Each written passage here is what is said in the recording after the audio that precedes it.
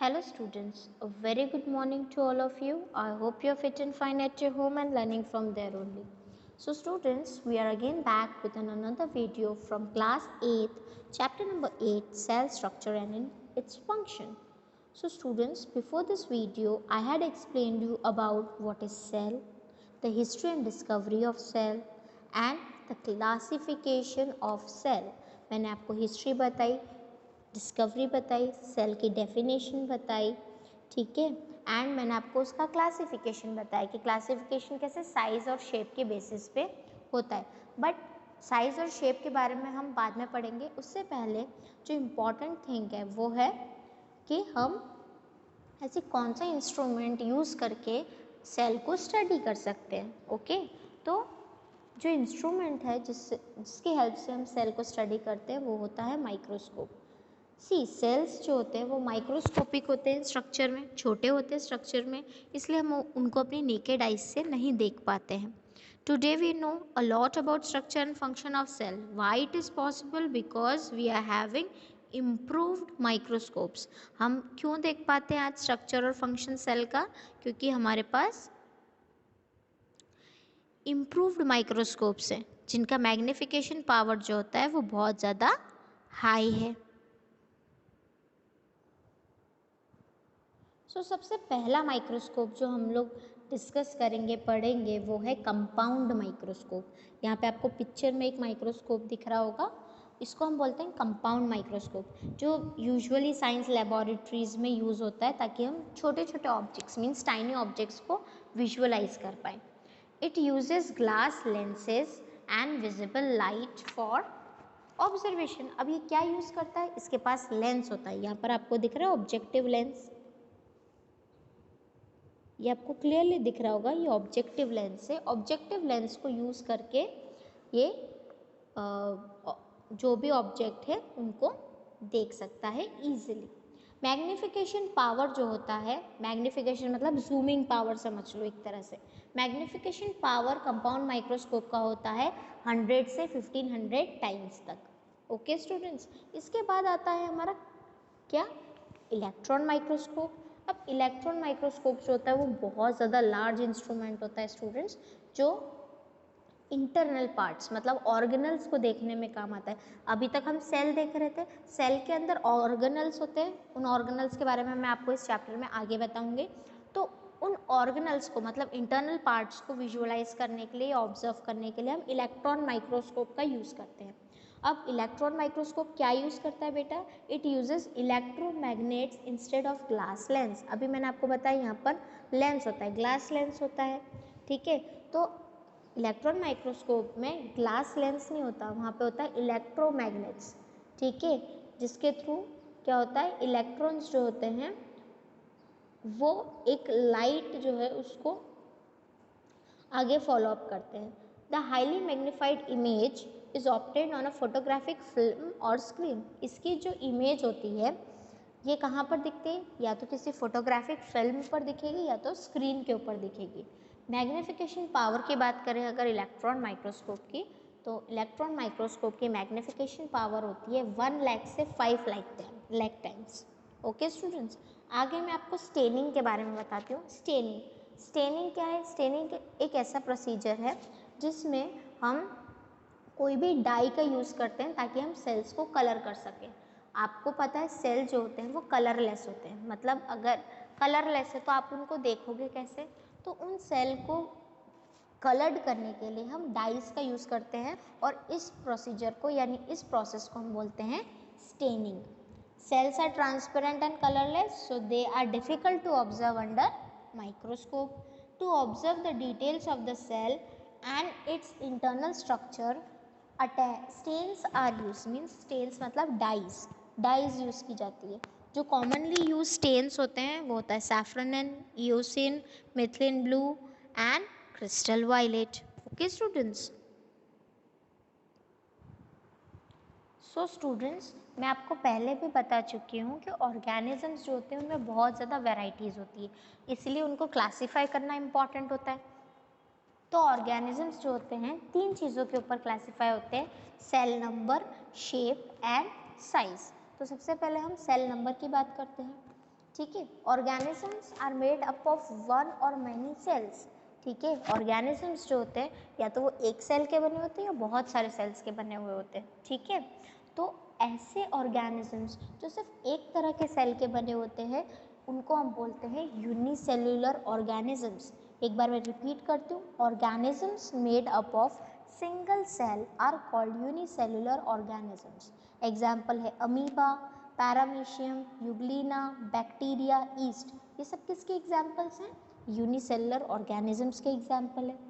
C a single cell of these organism behaves like a complete organism. इसमें क्या होता है, एक ही सेल पूरे ऑर्गेनिज्म की तरह बिहेव करता है।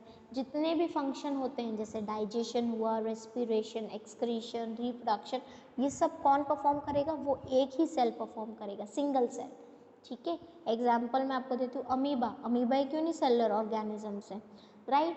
लेकिन वही इंजेशन का, डाइजेशन का, रेस्पिरेशन का, मूवमेंट, ग्रोथ, रिप्रोडक्शन सब काम कौन करेगा? वही अकेला सेल करेगा, okay. Next we are moving to the multicellular organism. Multicellular organism मतलब ऐसे ऑर्गेनिज्म जो बहुत सारे सेल्स के बने हुए हैं, राइट। एक बार रिपीट करती हूँ definition. Organisms that are made up of many cells are called multicellular organisms, ठीक है। ऐसे ऑर्गेनिजम्स जो बहुत सारे सेल्स के बने हुए होते हैं। अब मोस्ट ऑफ द प्लांट्स और एनिमल्स जो हम अपने आसपास देखते हैं वो कैसे होते हैं? मल्टी सेल्युलर ऑर्गेनिजम्स होते हैं। एग्जाम्पल्स मैं आपको देती हूँ, trees, grass, insects, cows, birds, humans, these all are the examples of multicellular organism. अब मल्टी सेल्युलर ऑर्गेनिज्म में क्या होता है बेटा? बहुत सारे सेल्स हैं तो अलग अलग सेल का अलग अलग फंक्शन है। जैसे कि zygote, egg cell. Egg cell का फंक्शन क्या है? एग सेल मल्टीप्लाई होता है and it increases in size to develop into an organism, ठीक है। ह्यूमन बींग्स में हम बात करते हैं अगर, तो हमारी बॉडी में स्टमक है, स्टमक में फूड डाइजेस्ट होता है, हार्ट में ब्लड पंप होता है, बोन्स एंड मसल्स मूवमेंट के लिए हेल्प करते हैं। तो सबका एक अलग अलग फंक्शन है, इसलिए उनको मल्टी सेल्युलर ऑर्गेनिज्म कहा जाता है।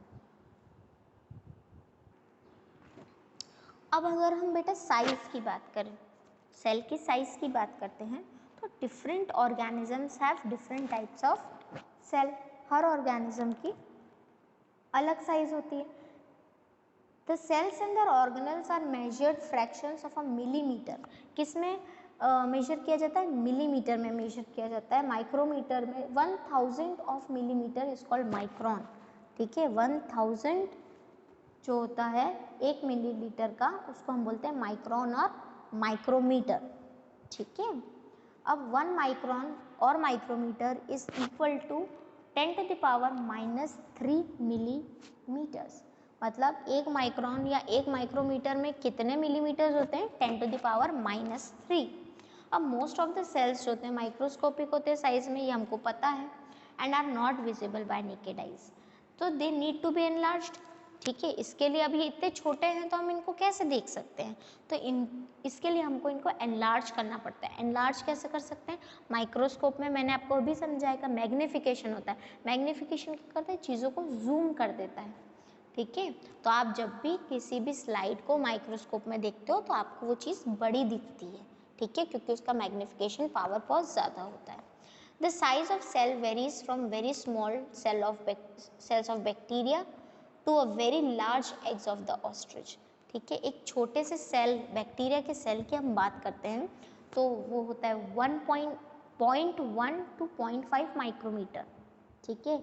और अगर हम बहुत बड़े, सबसे बड़े एग सेल की बात करते हैं तो वो होता है 170 millimetre into 130 millimetre. In our body, हमारी बॉडी में रेड ब्लड सेल्स होते हैं, उनकी साइज़ होती है 7 माइक्रोमीटर, वो स्मॉलेस्ट होते हैं। नर्व सेल्स होते हैं 100 सेंटीमीटर के, जो कि लॉन्गेस्ट होते हैं।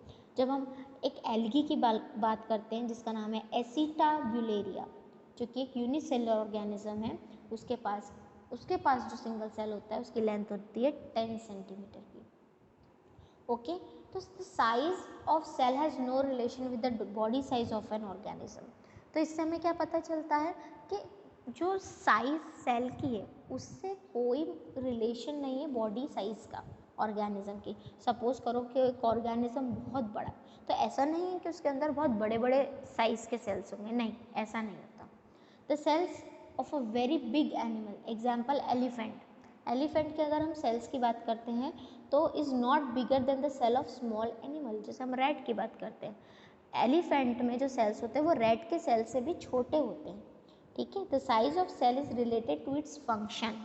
साइज ऑफ सेल किससे रिलेटेड है? फंक्शन से रिलेटेड है, कि वो पर्टिकुलर ऑर्गेनिज्म की बॉडी में क्या फंक्शन लेकर आएगा।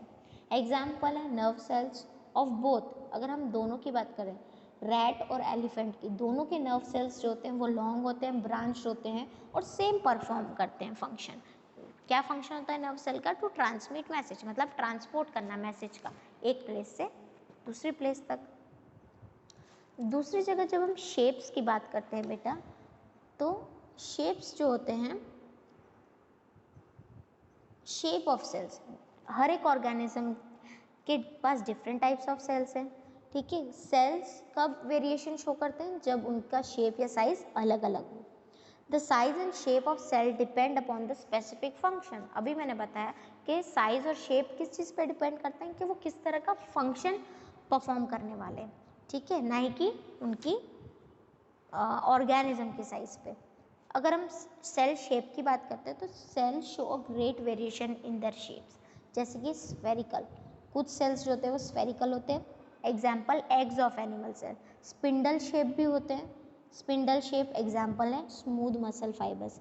इलोंगेटेड होते हैं, मतलब लंबे होते हैं, लाइक नर्व सेल, यहाँ पे आपको दिख रहा होगा नर्व सेल। मसल सेल कैसे स्पिंडल शेप है। ब्लड सेल्स गोल हैं, ठीक है, स्फेरिकल है। ओवल शेप्ड में होते हैं रेड ब्लड सेल्स, ठीक है, और ब्रांच होते हैं osteocytes and so on. Some cells may not have a definite shape, कुछ सेल्स का तो डेफिनेट शेप भी नहीं होता, जैसे कि एग्जाम्पल है they keep on changing their shape. Amoeba का एग्जाम्पल लेते हो और वाइट ब्लड सेल्स का एग्जाम्पल लेते हो, तो वो कंटिन्यूसली अपने शेप को चेंज करते रहते हैं। तो the shape of a cell depends on the type of function, again it is depend on the type of function it will going to perform. Example है नर्व सेल, जो बहुत लंबे होते हैं और उनके पास छोटे छोटे वायर लाइक प्रोजेक्शन होते हैं। यहाँ पे नर्व सेल आपको दिख रहा है कैसे वायर जैसे शेप्स हैं इसके, ठीक है। अब ये प्रोजेक्शन क्या करते हैं? ये नर्व सेल को हेल्प करते हैं मैसेज कैरी करने में एक प्लेस से दूसरी प्लेस तक, ठीक है। मसल सेल की जब हम बात करते हैं तो मसल सेल जो होते हैं वो थोड़े एक्सपैंडेड होते हैं, देखो यहाँ पे आपको दिख रहा होगा, एक्सपैंड होते हैं एंड कॉन्ट्रैक्ट होते हैं। एक्सपैंड और कॉन्ट्रैक्ट क्यों होते हैं? ताकि वो एक मूवमेंट कर सके।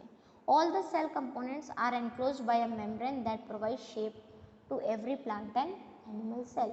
जितने भी सेल्स होते हैं इनके ऊपर एक मेम्ब्रेन प्रेजेंट होती है, ओके, ताकि वो एक अच्छा शेप प्रोवाइड कर सके। So students, today we have learned about the types of cells on the basis of number, cell, shape and cell size. आगे हम parts of cell पढ़ेंगे. I hope you are well understood by this video. And if any doubt is there, you can write in the comment section. Thank you so much for watching the video.